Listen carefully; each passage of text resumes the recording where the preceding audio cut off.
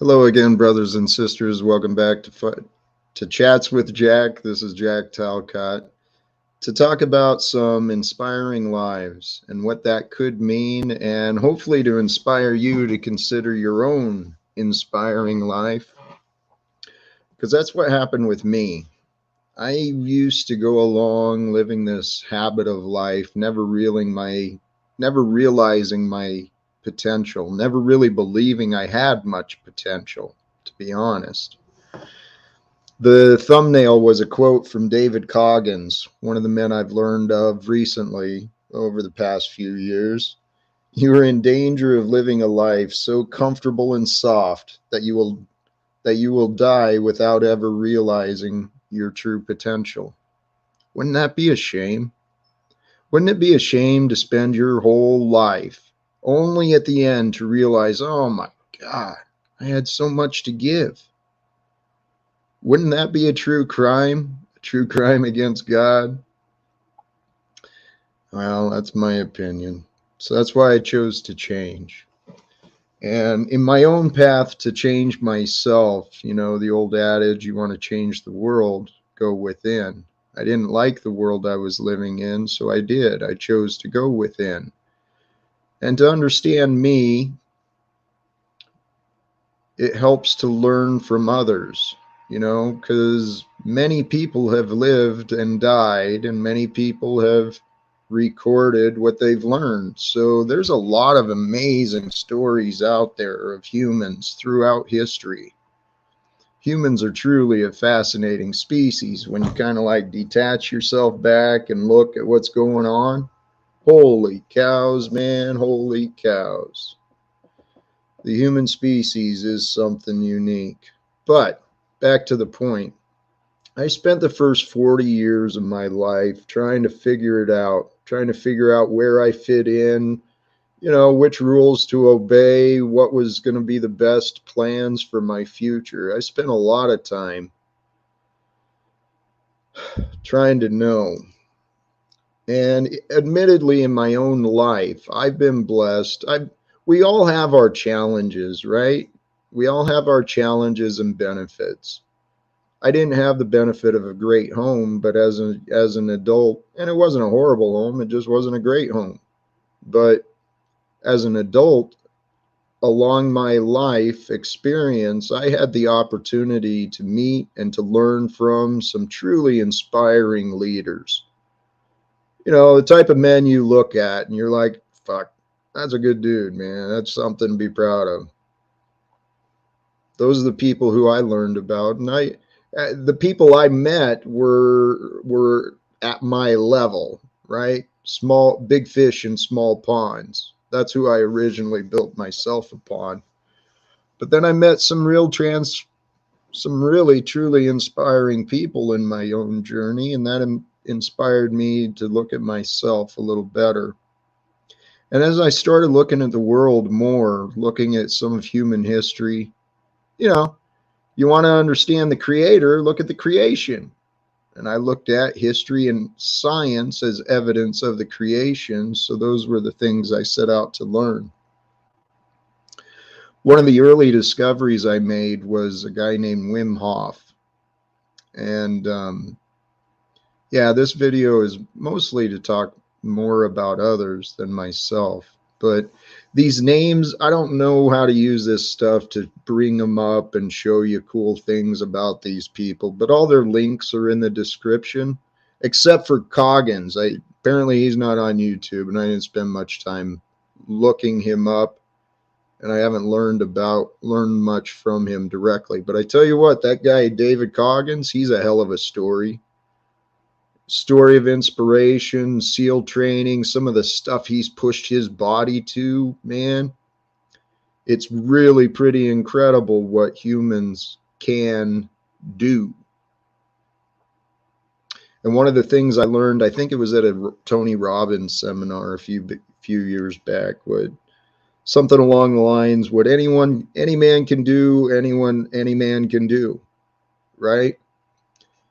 If a person can do something, anyone else can do it. Maybe not as good, maybe not as efficient, as effective, but they can do it. They can do it in their own way. And so one of the early guys I learned about early was this guy named Wim Hof. He's got the nickname of the Iceman. He learned, basically, as my explanation of his story, he learned and discovered breathing techniques that were around a long, long time ago. You know, maybe his part has something different than what was practiced before, but it is a beautiful method of breathing. Captures the power of breath, and it brings it within you. And seriously, if you look up Wim Hof and you kind of understand his principles, he also promotes cold baths. He got the Iceman nickname record for the things he's done in his life. A hell of a story.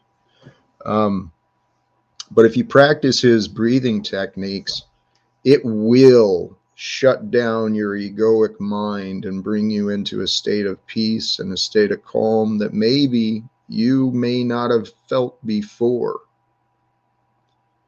And once you can reach that peace and calm and stillness of a meditative mind with the ego silented, that is the goal. That is the goal for how you are supposed to be. The monkey mind syndrome, the patterns and looping thoughts, that's all the conditioning from the society and memories of the past. So Wim Hof was one of the guys I learned about, and I've learned from a lot of different people studying health too, right? The physical health, the body health. Someone brought up dragon breath. While I'm not a great technique, thank you for joining, and thank you. I'm seeing many comments, and I'm trying to stay on focus, but thank you for those who are joining. And yes, there are many, many breathing practices, and there are many, many things we can do to change our health. The key is believing that there are solutions. The key is asking the right questions, because if you go out into this day and age of the electronics, right, this virtual realm, you can find answers that your ancestors couldn't have reached. Possibly, probably, much simpler than they could, at least. So Wim Hof was a great guy for the physical aspect, and I've been doing cold showers for the past several years. Not entirely cold, but I always have cold time in my shower when I wrap up. I've been doing that for several years. And it does, the coldness and the shock does something within your body. Let me move on. There's others. Wim Hof is a great one I recommend learning from. Dr. Gabor Mate.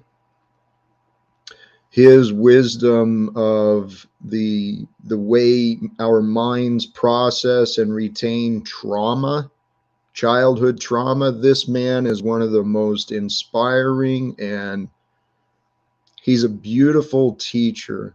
And so if you are suffering from depression, things from your childhood, things that you haven't quite yet figured out, Dr.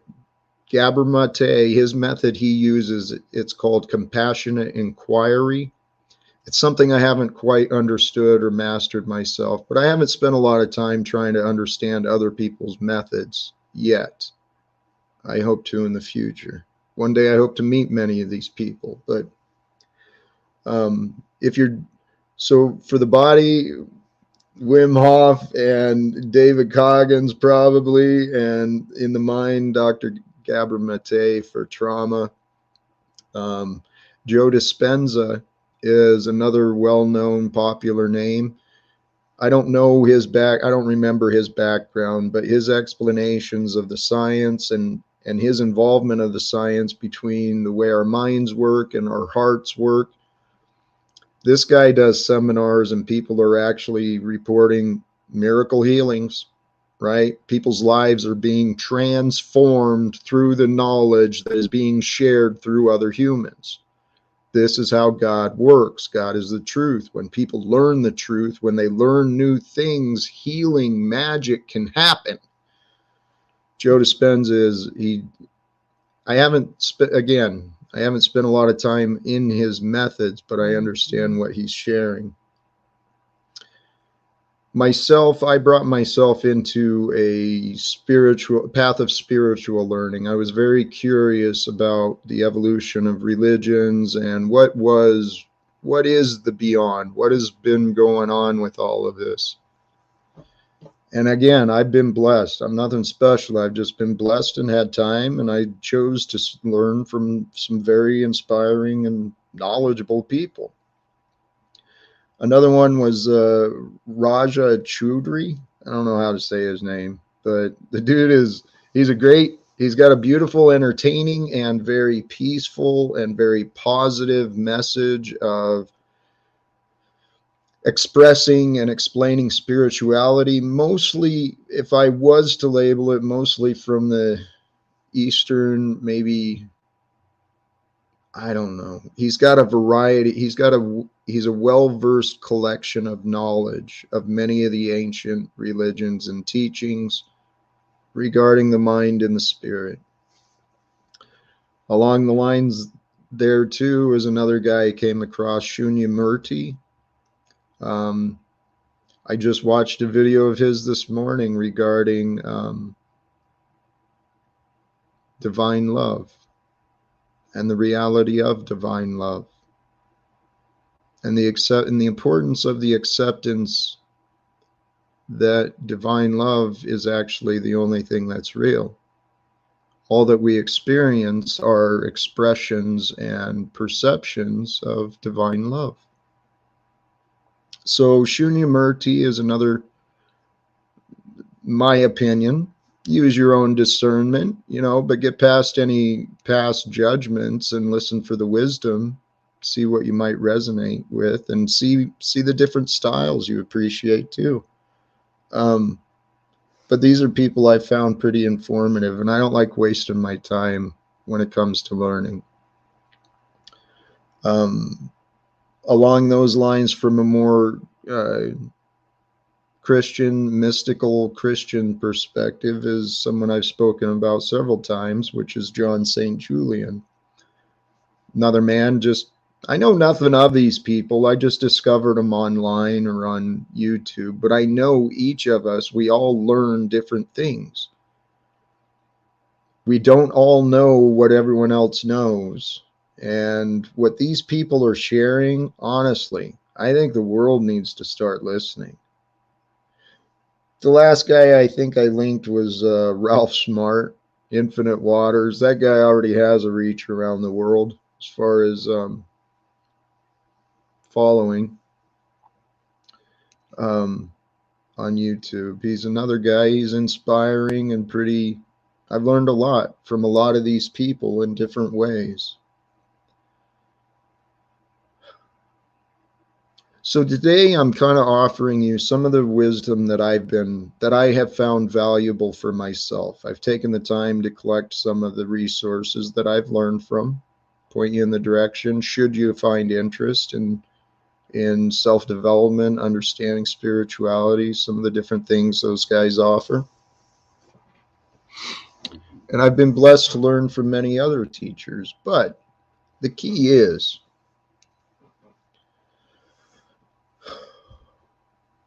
the one thing we really don't know. Oh, let me start off. We live in this world where everyone's got an opinion. Everyone thinks they know. Everyone thinks they know. And yet we really know very little. None of us know what another is capable of. None of us know what we are capable of until we try and achieve that which is being considered. The egoic mind holds us back. The egoic mind, using the fears and manipulations of thought through temptation, through revenge and hate and judgment. The egoic mind is quite fascinating and brilliant. It's quite, it's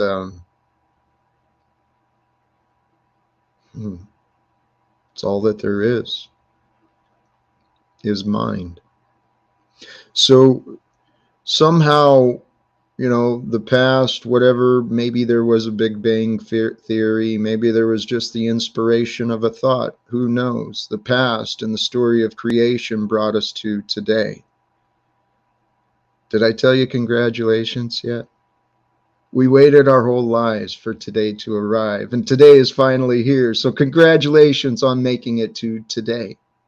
So now what do? Why don't we find ways to live inspiring lives? Why don't we find ways to inspire others and help others and create stories of ourselves that are worthy of being learned from? What are the talents and the knowledge that you've been carrying that maybe you've been holding yourself back? What are the chances that you've neglected yourself from taking? Maybe it's a different job, maybe it's a different relationship, maybe it's a change in diet, maybe it's a change in routine, maybe it's a change in country. Where's your heart pulling you? Where are you supposed to go? The reason I bring up these spiritual teachers is that's what I'm trying to help people understand. I've been following the spirit within me for several years, and I've been developing my own method of trust, my own faith, my own understanding. I don't have the education and the references nor credibility of those other people, but the wisdom and what I've been practicing is priceless. It's life-changing. Seriously. I want to change this world. So I'm asking, I'm begging, pleading with you, please go within. Please become a better person. Please see what you can do. I don't know, man. You do you.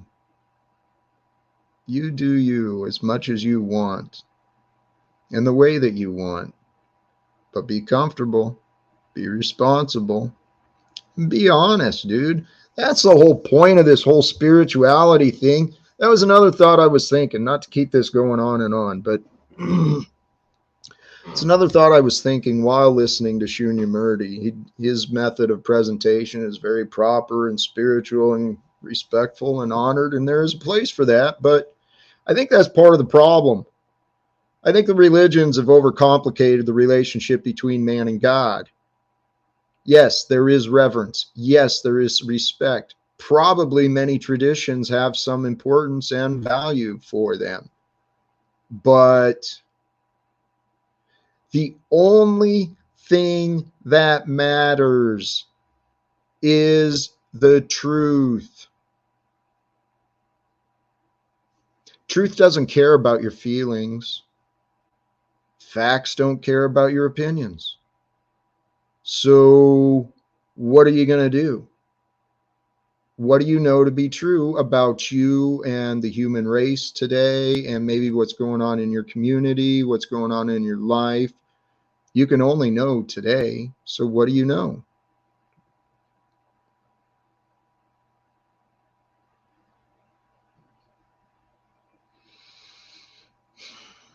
In the end, you can only know you and your opinions of what you think, your opinions of what you remember, your opinions of what you imagine. So what are you going to do? For me, sure never thought my life would end up like this. I had a vision of a family. Yeah, I had so many visions. But all that matters is this. I'm going on and on. I think I got out what I wanted. The point is inspiring lives. Learn from those other lives around us. Oh, that's right. Creation.